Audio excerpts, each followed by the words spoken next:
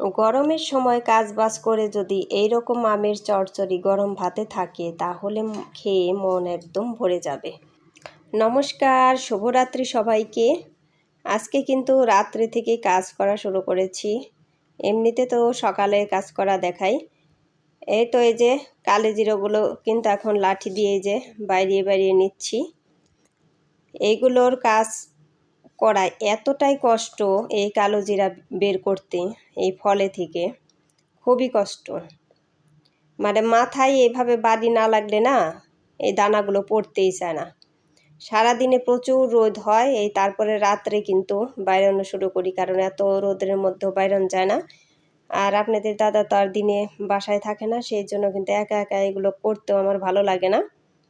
তাই আপনাদের দাদা বলে যে রাত্রে একসাথে করব, তাই অনেকটা দুইজনে গল্প করতে করতে কাজ করব, এতটা মানে খারাপও লাগবে না, আর একসাথে বাড়িয়ে ফেলতে পারবো।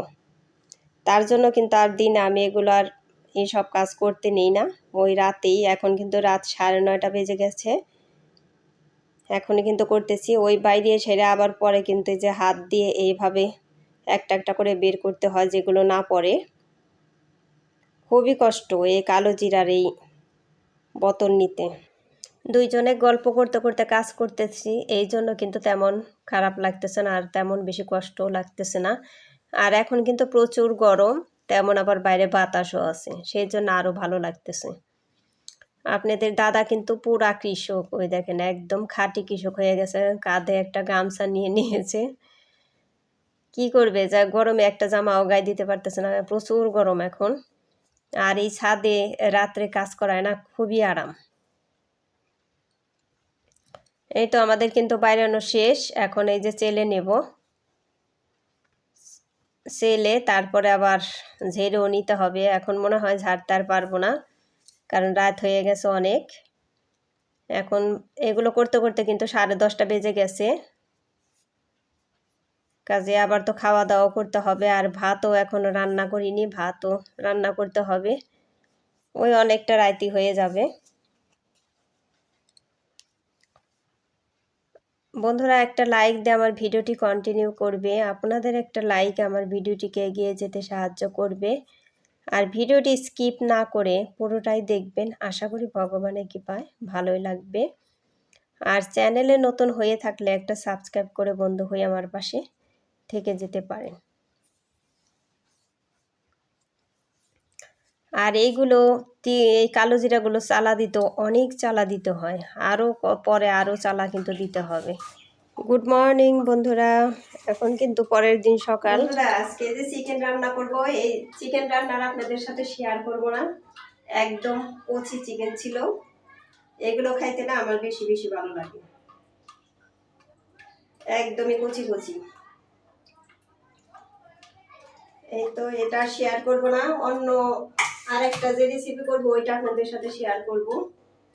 আর এই যে পেঁয়াজগুলো কেটে নিয়েছি, আলুগুলো ভাজা হয়ে গেছে, আলুগুলো যে ভেজে নিয়েছি, এগুলো ভাজা হয়ে গেছে। আর এখানে যে আদা রসুন এগুলো খোসা ছাড়িয়ে রেখেছি, এগুলো এখন বেটে নেব। এদিকে এখন রান্না চুলায় দিয়ে দেব। বন্ধুরা, আমার চোখ দেখে মনে হচ্ছে না যে আমি কান্না করছি, আসলে তা না। এই এতগুলো পেঁয়াজ কেটে অবস্থা খারাপ, মানে পেঁয়াজের ঝাঁজ আমার একদমই সহ্য হয় না। পেঁয়াজ কাটলে একটাই কাটি দুইটাই কাটি, একদম চোখে জল এসে যায় পেঁয়াজের সাথে। চলেন দেখি তাহলে রান্না শুরু করে দিই। তেল নিয়ে আসতে হবে, এখানে তেল অনেক হয়ে গেছে। এই তো বন্ধুরা দেখেন, চিকেন রান্না কিন্তু হয়েই গেছে। আপনাদেরকে বলছিলাম যে এই তরকারি আপনাদের সাথে শেয়ার করব না, তারপরে একটু করলাম শেষে। এখন জিরে গুঁড়ো দিলেই কিন্তু হয়ে যাবে তরকারিটা। দেখেন বন্ধুরা, আমার চিকেন রান্নাটা কিন্তু হয়েই গেছে। এখন এই তো জিরে গুঁড়ো দিয়ে নাড়াচাড়া করে কিন্তু নামিয়ে নেব।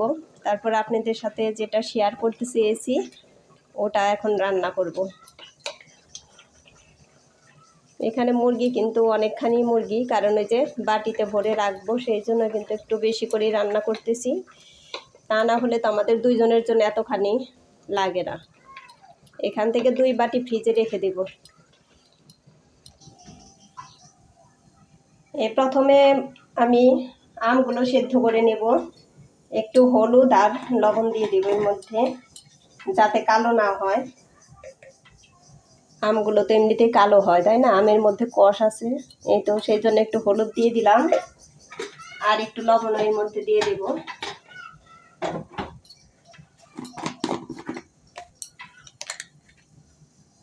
সেদ্ধ করে কিন্তু আমি জলটুকু ফেলে দেবো, কারণ ও জলটুকু রাখবো না, তা না হলে বেশি টক হয়ে যাবে।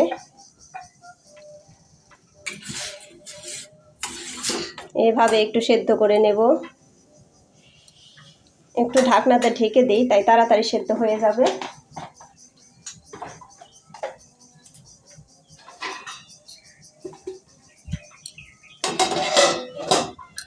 থাক, একটু সেদ্ধ হোক, পরে আবার আপনাদের সাথে দেখা করব। এই তো ঢাকনাটা উঠাই দেখি সেদ্ধ হলো কিনা। এই তো সেদ্ধ হয়ে গেছে, কারণ তেমন তো সেদ্ধ করার দরকার নেই, আবার তো চচ্চড়ির সাথে জাল হবে, সেই জন্য বেশি সেদ্ধ করলে আবার গলে যাবে, তাই না? খেতে বেশি ভালো লাগবে না। তো এইভাবেই রাখবো এগুলো। এখন এই যে কড়াইতে আর একটু তেল দিয়ে দিলাম, আগেরও কিন্তু তেল ছিল, আর একটু তেল দিয়ে দিলাম। এখন আমি কালো জিরে সম্বার দিয়ে দিলাম এর মধ্যে। আর এগুলো রান্না করব তো আলু লাগবে সাথে, আলু ছাড়া তো ভালো লাগবে না, সেই জন্য এই যে আলু আর কাঁচামরিচগুলো দিয়ে দিলাম। এখন এইগুলো কিন্তু একটু ভালো করে ভেজে নেব।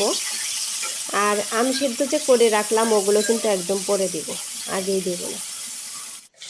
তো এখন কিন্তু এইগুলোই ভেজে নেব, হলুদ লবণ এইগুলো দিয়ে। আর এর মধ্যে তো মাছ দেব না, মাছ ছাড়া কিন্তু রান্না করব এই চচ্চড়িটা।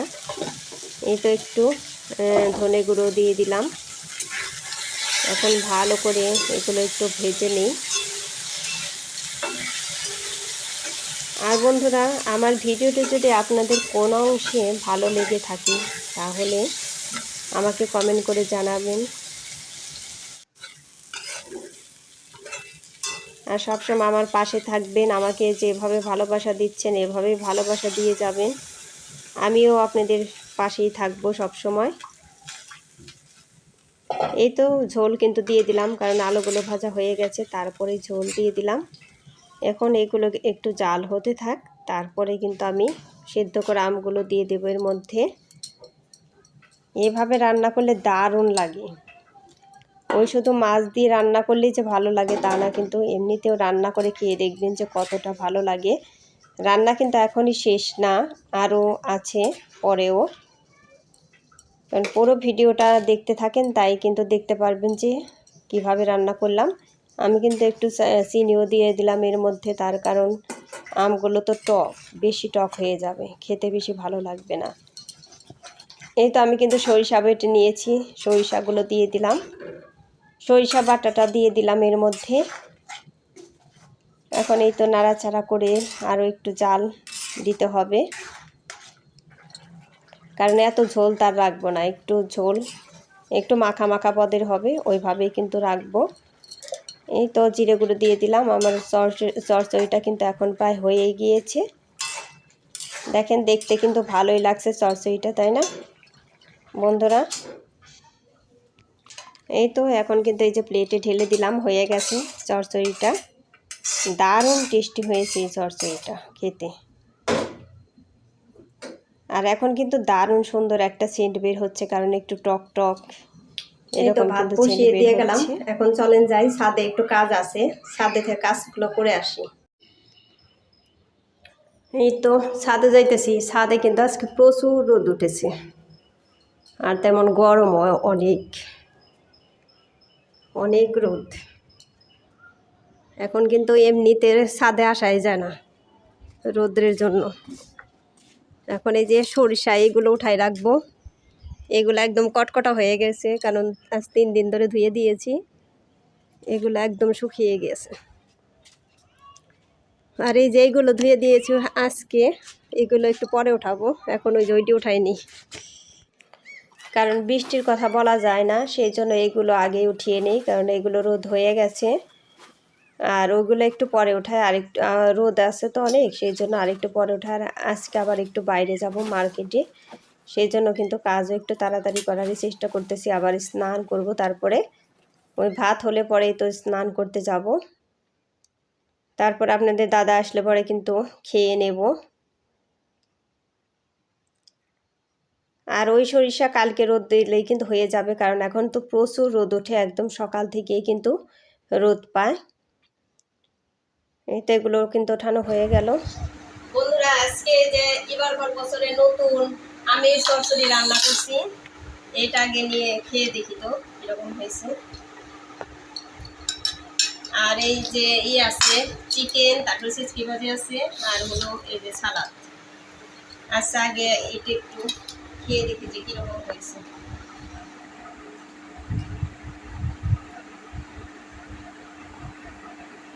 কেমন লাগছে? দারুণ। আর এই আমের চচ্চড়ি তো আমার এমনিতে মজা লাগে, টক টক, এই জন্যে। তুমি বসে পড়ো। যাই হোক, ভিডিওটি এখানেই শেষ করলাম। Tata, bye bye.